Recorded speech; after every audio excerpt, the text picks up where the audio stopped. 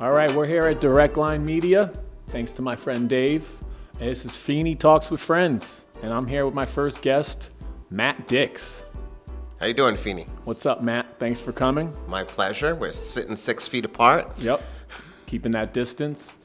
I'm just happy that I can be here. I met with Dave last week. We talked about what I do and some of my things that I do for the community and my organization, Friends of Feeney, nonprofit. And then on my way out, I said, hey, can I be the one asking questions? And here I am.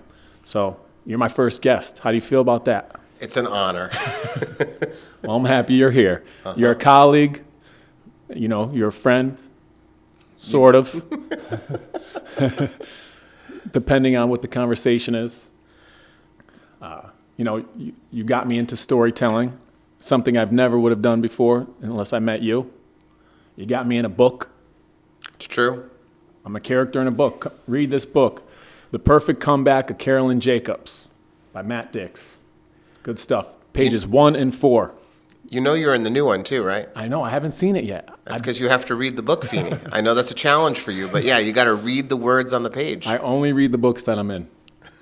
But the Story-worthy book is good too. I like that one. I will be checking out. I tried to skim it while you had the tester of your new book. It's 21 Truths. I thought I could skim it and find my page, and I could not. So I guess I will be making that purchase. Yeah, you probably should. When your friend publishes a book, you're supposed to buy it. That's the way that works. I was a little offended that, another coworker of mine was the main character. I mean, can we talk about that? Why couldn't I be a main character? If that's what you want to talk about. I like my main characters to be three-dimensional. So once you can develop that third dimension, maybe we can get you into a book in a more meaningful way. Should we keep him nameless? I think he has enough pub. You mean Steve Browse? Man, you just had to say it, didn't you? My next book coming out in November, Erica Newfang is the star of that book. Another colleague. Yeah. Throw me in the back somewhere. And actually my third novel, Donna Gosk, Teacher Extraordinaire, she was the star of that book. Oh, no, that one's fantastic. Yeah. I went around and got autographs from everyone in that book. Donna Gosk, Newfang, Callie McGann was there. It's a collector's Otana item. Vera, maybe. It's going to be famous. Right? This is going to be in the museum someday. It's great. Well, again, thanks for being here. We'll talk about, we got through that already, what makes us connected. We'll talk about your favorite teacher, your favorite friend. If you want to talk about how you supported Friends of Feeney, you are a sponsor, a t-shirt sponsor for 2 parades. I really appreciate your support. You marched in the Park Road Parade with us. I think your kids had a good time. Yeah, they had a great time. They had a better time than I did. And it went to a good cause. We helped a student in our school that had a tragedy. So thank you again. Your money went to that family. I can't thank you enough. Again, support. Even though you ride me sometimes you call me Mr. Feeney. Yep. All right, we'll leave that one alone. So go ahead. Do you have a favorite teacher moment? Do I have a favorite teacher moment? As a teacher or a teacher who was teaching me? Which one? Yeah. No, I'm kidding. Let's do favorite teacher first, when you were a kid. Oh, I had a lot of favorite teachers because I grew up in a place where school was like home for me, as home wasn't home. I guess my best teacher moment was Mr. Campopiano, my senior year of high school. I was a kid getting kicked out of his house. After I graduated from high school, my parents were kicking me out and I had to take care of myself. So during my senior year, while most of my friends were counting down the days, we had on chalkboard back then, they had the number of days left and they would erase it every day and it gets smaller and smaller and everyone would cheer. I would dread every countdown number because it meant I had to go find a place to live and find a way to eat. So, school was a place that was good for me, was safe, and I liked to learn. That was the thing that saved me because it didn't mean anything to me otherwise. I never thought I'd go to college. My grades didn't matter. Nobody cared. But I really liked to learn. So in my senior year, I was in Mr. Campo's English class.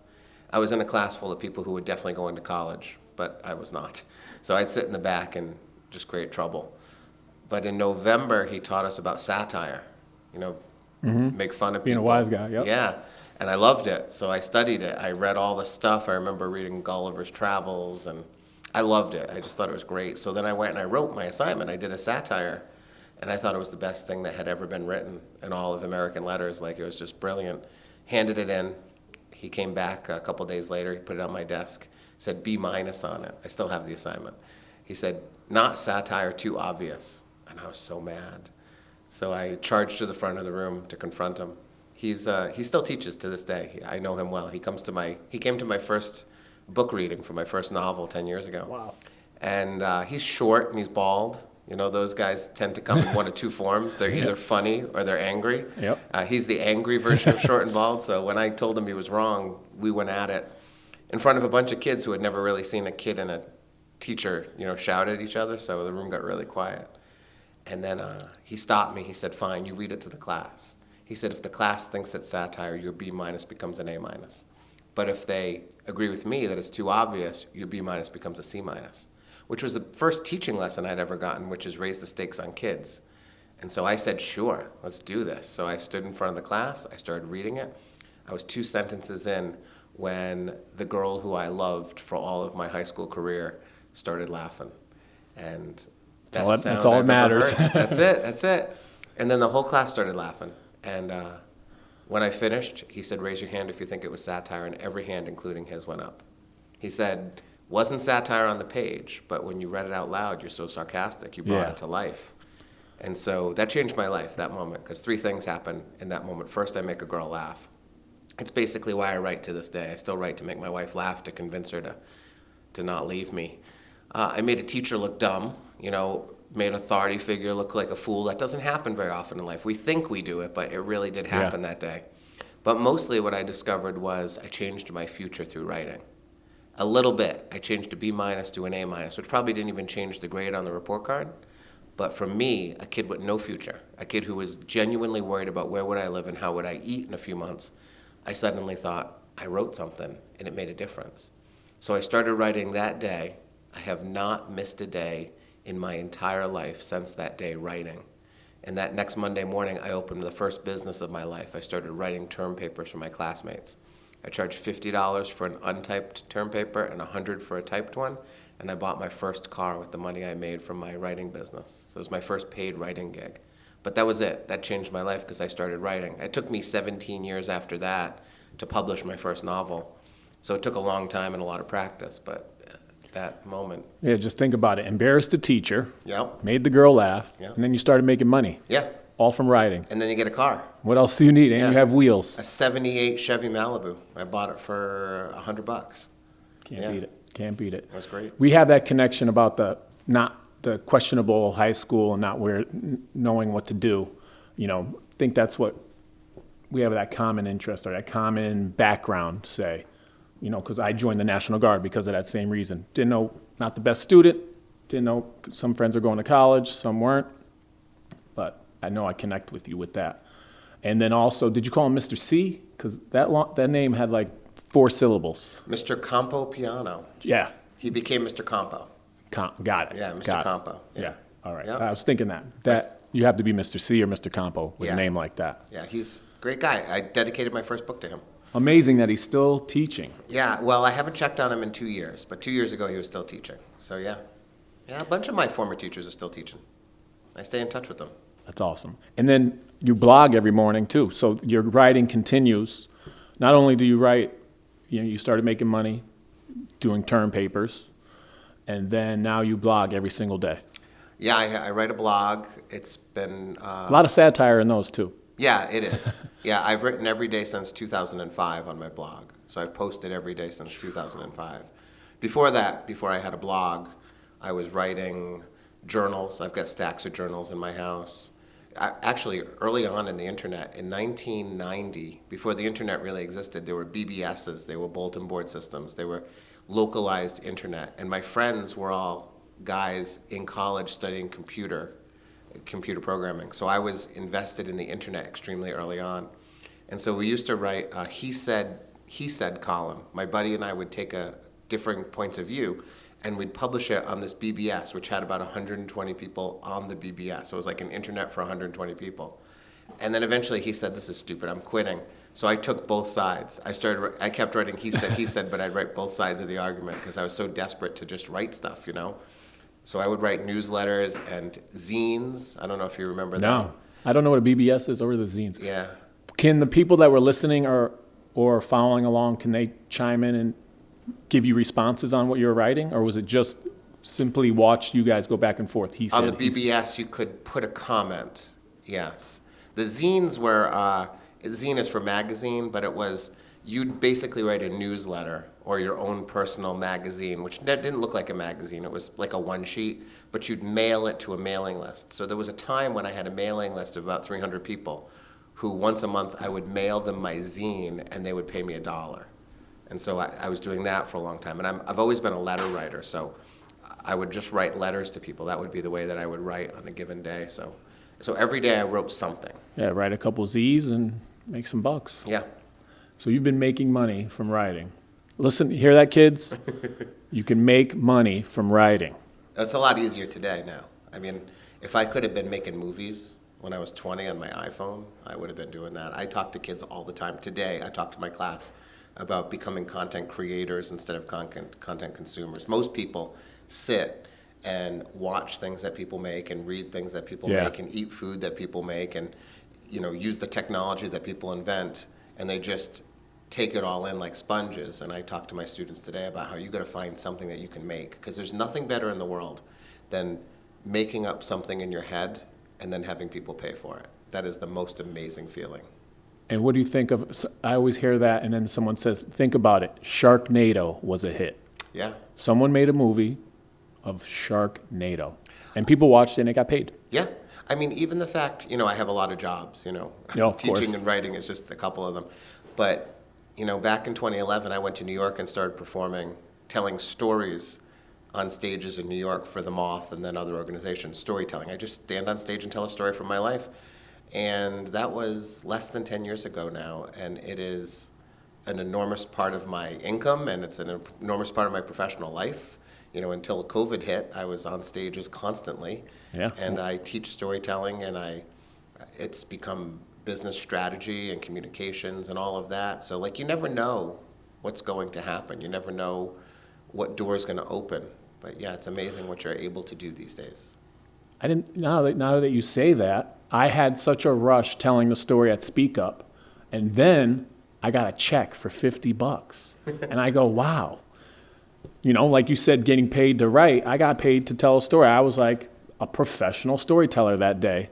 Yeah. So knowing that, I invited my friends and I said, I'll pay for you guys because I know I'm getting this $50. So they think I'm bringing my friends in from New Haven. They're like, oh, Feeney's going to pay for me. Not knowing I'm using that $50 that you're going to give me. But anyway, point being, you're getting paid for putting out a product or a story or a writing. Content. Yes. That's the word. Content. I will be putting out more content. That's why Yes. I'm here. I don't know. Maybe putting this out will content? lead something.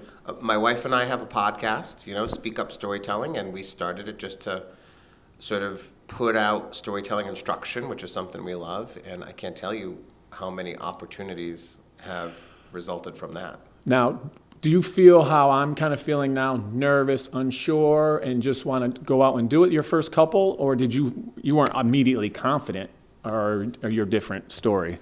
What do you Yeah. think? Be honest. Go. I know your story. I know you have a great following now, but you obviously built that, right? Yeah, I am not a person who you should emulate in terms of confidence, because I am a overly confident, perpetually confident person. You know, my therapist, I have PTSD, so I see a therapist, and he's explained to me the concept of ego strength, which I had never heard before. And I have enormous amounts of ego strength. He said to me recently, he said, was there ever a time in your life when you thought like, oh, I won't be able to do that thing? Like, I'm not sure if I'll be able to do it.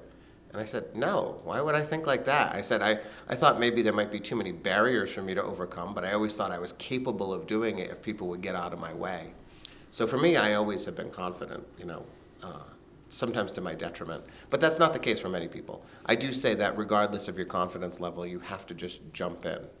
You know, Say yes. Yeah, say yes. The book I'm writing right now is called Someday is Today, which is the idea that most people say to themselves or say to other people that someday they're going to do this or that. And then what usually happens is they die, having done none of it. That is almost always the case. People have enormous dreams in their lives. They fail to pursue them, usually because they're afraid or because they're waiting for the right moment, which is really they're afraid, instead of just jumping in and immediately doing that thing. So Yeah. you need to just do it immediately, do it messy, do it wrong. Don't let perfection be the thing that you're trying to attain in order to begin something. You just start it. All right. I appreciate that. I'll take that for, advice for the day on this situation that I'm doing right now. So thank Yes. you. I was on your podcast. Yes, you were. Speak Up. I want to say 54, 60-ish, but it was a great one. And Thank I was you. also, because you play the story and you kind of critique it. Yes. Every show you pick one, because you have so many, because you have about 8 storytellers a month at the Speak Up. And you have accumulated years of that. How many years now?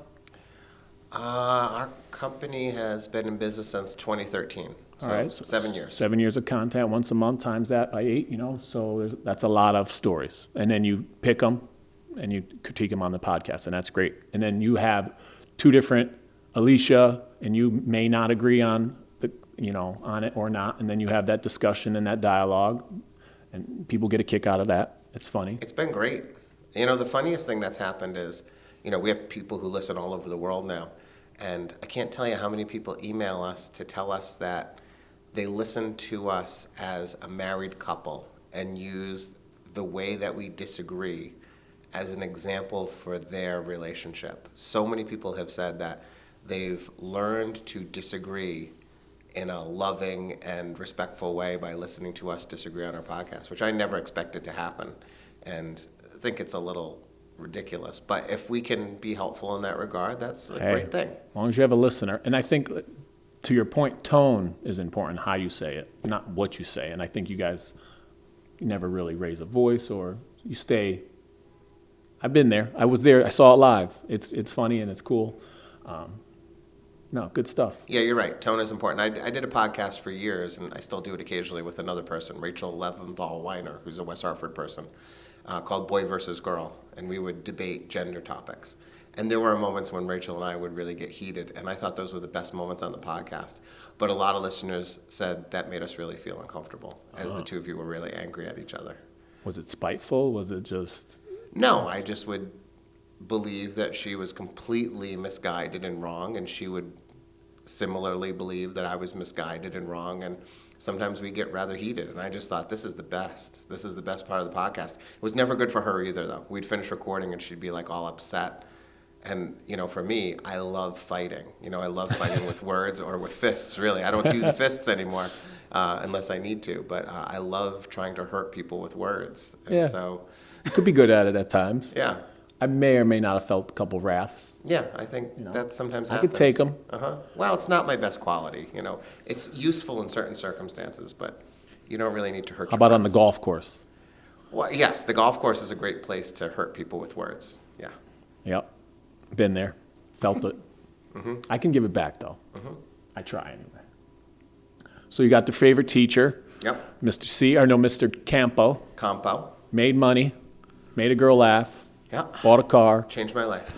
got paid, Yep. or made money. Yep. Yep. Changed your life, and you've been writing ever since. I have. Yeah. And you have a book coming out. I have another book coming out in November. It's my 6th novel and my 7th book. Is it the follow up to Storyworthy or No, it's The Other Mother. It's a novel. Yeah. Is it where the kid has this crazy disease and thinks his mother died and was replaced by someone else? Am I giving it away? Should I give it That's away? the book, and don't give any more than that. But yeah, yeah. I like that It's a good one. book. It We're was excited so about it. crazy it's going to work. I like it. Thanks. It would be great if Feeney, like Eric Feeney's walking down the sidewalk and It'd he be- waves at the main character. It'd be nice if you read it. Why don't you read the last one? The last one, 21 Truths About Love.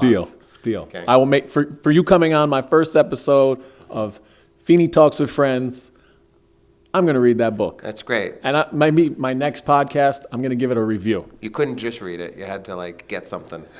It's a book written entirely in lists. It's just list after list after list. Oh. It's a book made for you. I'm a big list Short guy. attention span, easy to read. You should see my computer. Post it, post it, Yeah, post it. that's what it is. Oh, great. Cross off. Feel completed. Cross off. Show It's a up West at- Hartford book. It takes place all in West Hartford. Even better. Yeah. So does that Bodo. Imaginary Friend. Budo. Bodo, Yes. Budo. The Pumpkin Church was the seller on me. Had me hooked. The Pumpkin Church, because I live right there, and Budo was going to. I'm taking Wood Pond, and went by the church with all the pumpkins, and I Yep. was like, man, You knew where he was. I see that. Boom, that was very cool. And it took place at Woke School too, so that had a lot to do with it. It's easy to write locations if you know them really well. I've invented a town for only one of my books, and it's the one book that didn't publish. So I've learned my lesson. Do they all take place in West Hartford? Yeah, pretty much. The one, Something missing? The guy stealing things? yeah, that's West Hartford, Newington, that area that I live in. One of my books, The Perfect Comeback of Caroline Jacobs, that takes place in my hometown, Blackstone, Massachusetts, but it's a town I know. Gotcha. All right, segue. Since you brought up Massachusetts, you're wearing a Patriots hat. Your boy TB12, you want to talk about that? Sorry that he's gone. I'm a season ticket holder for almost 20 years now. Since he came on board is when I started attending games. I'm not happy about it. Some may think you're going to root for him to fail or somewhat succeed and be all right. What do you think? How do you feel? Well, I recognize that my emotions are going to change. Right now, I'm hoping he fails. I love him. I recognize the fact that players move on sometimes, and it's a business. I'm going to think of it like Joe Montana or Jerry Rice. They both played on other teams at the end of their careers. They're still thought of as 49ers. Yeah. So when Tom's done wasting his time in Tampa Bay, hopefully failing miserably, and he comes back to Gillette and gets inducted into the Patriots Hall of Fame and into the Canton Hall of Fame, he'll be a Patriot. But right now I'm pretty angry about it, especially because Gronk went with him. The combination of the two is not acceptable for me as a Patriot fan right now. Yeah, there's some people in Massachusetts crying. Yeah. Well, we're not crying. We just want to kill someone. So I want to kill someone right now. But I got to tell you, our new quarterback, Stidham, he's going to be great. We believe in Bill Belichick. If I had a choice between Brady or Belichick over the last 20 years, I would have taken Belichick. And so I got the guy that I still need standing on the sidelines. I'll be there. I don't know if I'm going to be there this year, depending on how COVID goes. I don't know if I'm actually going to be at games or not. I'm a little worried about that. But we'll see. I know he got Jimmy G paid. He got another quarterback that filled in a big contract. He went on. Matt Castle. There we go. Yep. I knew you would know. I was there the That's day the Brady Belichick got system. hurt. Yeah. He knows how to find Gets him and people makes 'em. paid. Yep. So you have confidence in this Stedman kid? Stidman. Stidman. Yeah. He's going to be great. I hope. I hope. Yeah. Yeah. So we can talk Friends. I know you have. Oh, speaking of Patriots, you go with your friends. I went there. You have a good network of friends. They're good cooks. Oh, my Patriot friends. Patriot yeah. friends. Yeah. Shep and Tony. Shep. Shep and Tony. Yeah. And then Shep has made the book a few times too. Shep is, He's definitely in story worthy. yeah, he's one of my closest friends. I met Shep because I own a wedding DJ company, so I DJ weddings. I DJ'd Shep's wedding. The marriage did not last, but our friendship persisted. So he's been my friend for more than 20 years now. He's a great person. He's the first reader of every single thing that I write. I send books to my friends chapter by chapter. Certain people get to read my books as I write them. And I send it to Shep and to Alicia first, my wife. Alicia does not read my books quickly. Sometimes she doesn't even get to them. But Shep reads every chapter within 24 hours and gives me feedback every time. He's my first and ideal reader, so he's been really important to me. And he's my Patriot seatmate. We sit next to each other. Section 335, row 24, seats 5 and 6. So we've been Good sitting view. next to each Good other view. for, yeah. And Tony's his cousin, and so Tony and Shep and I, and then an assortment of other characters go to games with Was us. Tony the chef? Tony's a chef. Yep. I give him $20. He feeds me for the day. It's the best food I ever get all year. It's incredible. We bring a TV. We set it up in the parking lot. We watch the early game. We've got heaters, and easy ups. It's a nice setup. I'll Yep. miss it this year if COVID keeps us from going to the games. That's Yeah. gonna killing everybody. Baseball, Yep. basketball. It's not good. We're going to get through it, though. It's going to be great when it comes We'll back. get through this together. 6 feet apart, but together, sure. Good deal. Good Yeah. deal. But I get some good friends. I'm very lucky. Good. Well, I don't know. We can wrap it up here. Thank you for coming on. Oh, hold on. Do you want to talk a little Friends of Feeney? How do you feel about that? You support it? You volunteer, support, sponsor? Well, I'll tell you, Feeney, what you're doing now is great. I happen to know some of the families that you have helped personally, and some of the things that those folks have had to deal with, not good. You know, it's just unthinkable, some of the things that the families who you help have had to go through. So I think that the mission is good. I think that your drive is excellent. I have to say that although I find your constant request for free things offensive and absolutely in need of correction, when you run a nonprofit, I gotta say the one time when you need to have your hand out all the time is when you're running a nonprofit on behalf of other people. So in most circumstances of your life, I find you incredibly irritating when you constantly ask for free things. But when it comes to Friends of Feeney, there's no one better than that Feeney hand hanging out saying, give me some stuff, because it's going to go to someone else. So for that, I got to say that quality in that one instance is good. And so your work you're doing is good, and we're happy to support you. I appreciate that. And hey, speak the truth, Matt. I appreciate that. I couldn't rebuttal, but who needs to? It goes to a good cause. Like I said, you supported families that need it, and you've donated your Speak Up classes for a raffle. You've donated money for T-shirt sponsors, and I'm grateful for that. And I will be continue to ask. Yeah. Well, No I doubt. asked you to be here today. Yeah, you did. I'm going to ask you to sponsor down the road. In the midst of a I pandemic. may ask you for a ride home. Save on gas. It's free. Yeah. We're going to end right there. It was a joy to be here. Direct Line Media. Thank you so much, Dave. Thank you, Matt. We have some guests coming up. Chuck Minahan, financial advisor. Rob Alicon, lawyer, CrossFitter, rock star. Giuseppe Consoli, electrician, sneakerhead. So be on the lookout down the road. Wow, Chuck Feeney didn't Talks get with much Friends. there. Chuck didn't get much there, and I know Chuck. Wow. Oh, Chuck Minahan. Chuck Minahan will talk about who's a better teacher, Mr. Dix or Mr. Feeney. That'll be interesting. I'd like to hear that We one. both had Connor. Oh, you had both. You had two Minahans. I had, yeah.